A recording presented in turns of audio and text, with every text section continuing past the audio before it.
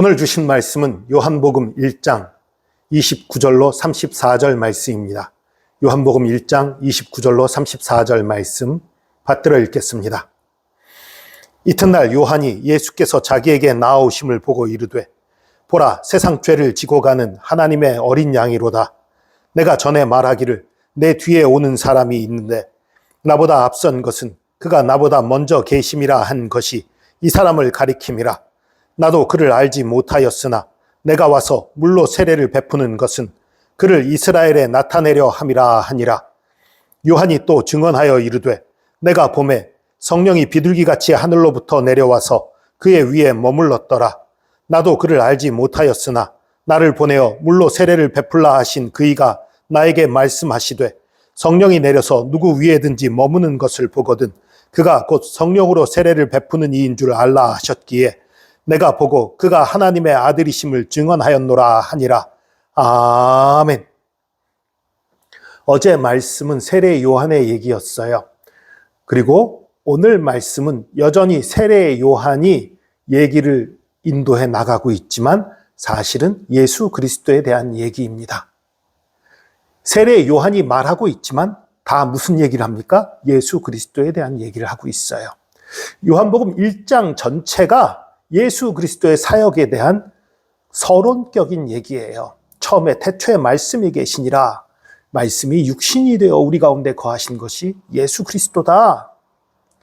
말씀이시고 육신을 입고 이 땅에 오신 하나님이시다. 그리고 1장 12절에는 영접하는 자, 곧 그 이름을 믿는 자들에게는 하나님의 자녀가 되는 권세를 주셨다. 그러니까 예수 믿는 자에게 하나님의 자녀 되는 권세를 주시는 것, 그것이 예수 그리스도의 사역이라는 것 얘기하고, 그리고 이제 세례 요한의 얘기가 나왔어요. 세례 요한의 얘기가 나왔던 이유는 예수님에 대해서 설명한 이 세례 요한이 얼마나 믿을 만한 사람이고 어떤 하나님의 사람인가를 설명하기 위한 거지요. 그러니까 사실은 오늘 말씀을 위한 빌드업이 어제 말씀인 거예요. 그리고 오늘 말씀에는 세례 요한을 통해서 예수 그리스도에 대해서 세 가지를 언급하고 있습니다. 하나는 세상 죄를 지고 가는 하나님의 어린 양, 두 번째는 성령으로 세례를 베푸는 분, 세 번째는 하나님의 아들, 그 세 가지를 얘기하고 있습니다. 29절입니다. 이튿날 요한이 자기에게 나오심을 보고 이르되 보라, 세상 죄를 지고 가는 하나님의 어린 양이로다. 어린 양이라는 게 무슨 의미입니까? 제사의 제물이라는 거지요. 구약의 제사법에서 그 대속죄일 날 그 대제사장이 이제 제사 드릴 때 어린 양을 택해서 제사를 드리는 거거든요. 큰 양이 아니에요. 큰 소가 아니에요. 대속죄일 날의 제사는 어린 양이에요. 어린 양으로 그 어린 양의 피를 가지고 지성소에 들어가게 되어 있지요. 지금 그걸 연상시키는 것입니다. 우리의 모든 죄를 대신 지고 가시는 분이다. 그런 얘기지요. 우리의 모든 죄를 대신 지고 가시고 그리고 그 죽음으로 우리의 죄를 사하시는 분이다라는 걸 미리 설명하고 있는 거예요. 그리고 그분은 나보다 먼저 계셨다. 태초부터 계셨다고 그랬잖아요. 태초에 말씀이 계시니라. 그거 다시 얘기하는 거지요. 그리고 나도 그를 알지 못했지만 내가 와서 물로 세례를 베푸는 것은 그를 이스라엘에 나타내려 함이라. 그러니까 세례 요한의 세례를 통해서 예수 그리스도가 이스라엘에 이제 드러나게 사역하기 시작한 그것을 얘기하는 거지요. 요한이 또 증언하여 이르되 내가 보매 성령이 비둘기같이 하늘로 내려와서 그의 위에 머물렀더라. 성령이 비둘기같이 내려왔다고 하니까 예전에 어떤 그 예수 그리스도를 그린 영화를 보니까 예수님이 그 세례 요한에게 세례를 받으시는 그 순간 하늘에 비둘기가 날아가는 모습이 보이고 그런 장면으로 묘사한 걸 본 적이 있어요.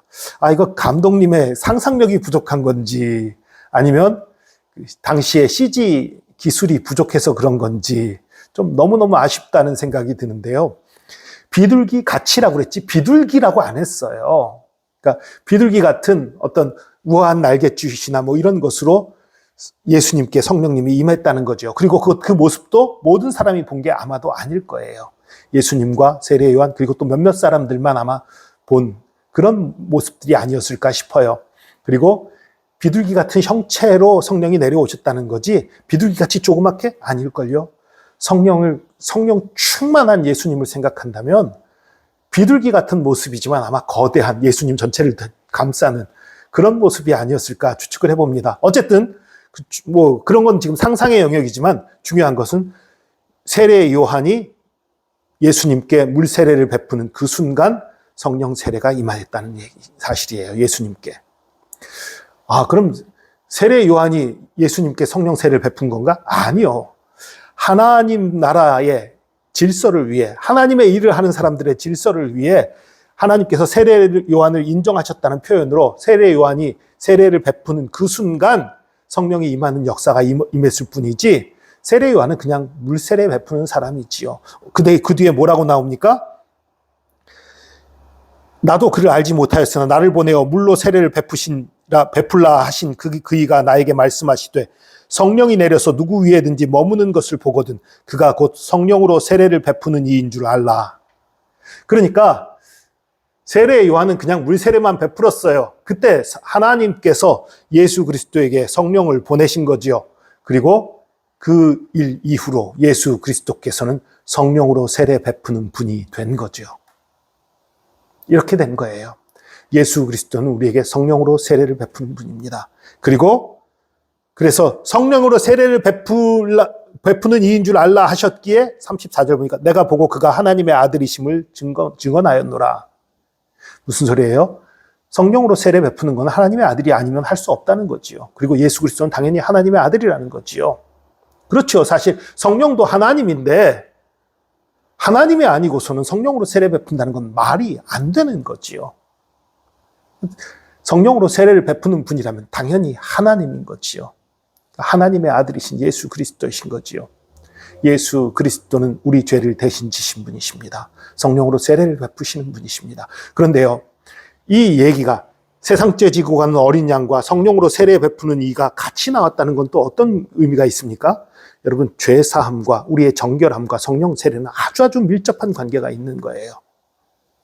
예수님이 성령 세례 베푸는 분이지만 그 앞에 굳이 예수님이 세상죄 지고 가는 어린 양이라는 것을 언급하는 이유는 우리의 죄 사함과 성령 세례가 관계가 있는 거예요. 성령님은 참 민감하고 예민한 분이세요. 성령을 근심하게 하지 말라. 성령을 소멸하지 말라. 이런 말씀들이 있는 걸 봐서 성령님은 우리 가운데 아주 예민하게 역사하세요. 특별히 우리의 죄에 예민하십니다. 우리가 죄 가운데 머물고 우리가 더러운 모습으로 있으면 성령께서 오시지 않거나 역사하시지 않거나 그런 일들이 벌어지는 거예요. 그렇기 때문에 예수 그리스도의 그 보혈의 능력으로 날마다 우리를 씻고 날마다 우리를 새롭게 하고 날마다 돌이키는 깨끗함과 정결함이 있어야 하는 것입니다. 우리가 예수 그리스도를 믿을 때 성령께서 우리 가운데 임하지만 그럼에도 불구하고 그 성령님이 일하시고 역사하시도록 하려면 우리가 온전해야 되는 거예요.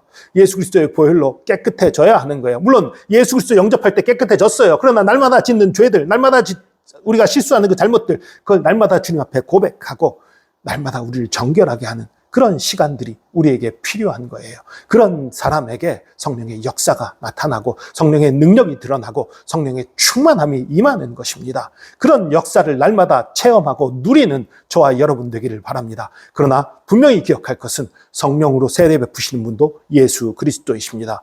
예수 그리스도를 증언하는 분이 바로 성령님입니다. 이것을 기억하시기 바랍니다. 우리가 성령 받는 것은 내가 성령으로 능력 행하고 놀라운 기적 행해서 많은 사람들 앞에서 높아지고 내 이름을 드러내는 것, 그런 것이 아니에요. 우리가 성령을 받기 원하는 것, 성령을 따라 살기 원하는 것, 성령의 능력을 힘입기 원하는 것은 예수 그리스도를 증거하기 위함입니다. 예수 그리스도께 순종하기 위함입니다. 하나님의 뜻을 이루어가기 위함입니다. 이러한 삶을 사는 자에게 하나님의 놀라운 축복과 은혜가 넘치도록 부어지는 것입니다. 이러한 삶을 사는 저와 여러분 되기를 축복합니다. 기도하겠습니다. 주님 감사합니다. 2000년 전 이 땅에 오셔서 모든 인류의 죄를 대신 지시고 가신 예수 그리스도의 그 크신 사랑과 그 크신 은혜에 감사합니다. 그리고 모든 죄를 지고 가실 뿐만 아니라 죄 사함 받은 우리 위에 성령을 물 붓듯이 부어주심 감사하고 감사합니다. 성령을 우리에게 부어주심으로 말미암아 날마다 우리가 어떻게 살아가야 될지를 알게 하시고 나 갈 바를 알게 하여 주시고 우리의 힘이 되어주시고 능력이 되어주시고 우리의 치유가 되어주시고 우리의 권능이 되어주시고 우리의 소망이 되어주시고 우리의 기쁨이 되어주심 감사하고 감사합니다. 우리가 성령을 따라 살기 원합니다. 성령을 따라 예수 그리스도를 높이며 예수 그리스도의 종으로 살아가기 원합니다. 주님 붙들어 주시옵소서. 오늘도 함께 하시는 주님, 우리를 거룩하게 하시는 주님, 우리에게 성령 부어주시는 주님 감사합니다. 감사드리며 예수 그리스도의 이름으로 기도합니다. 아멘.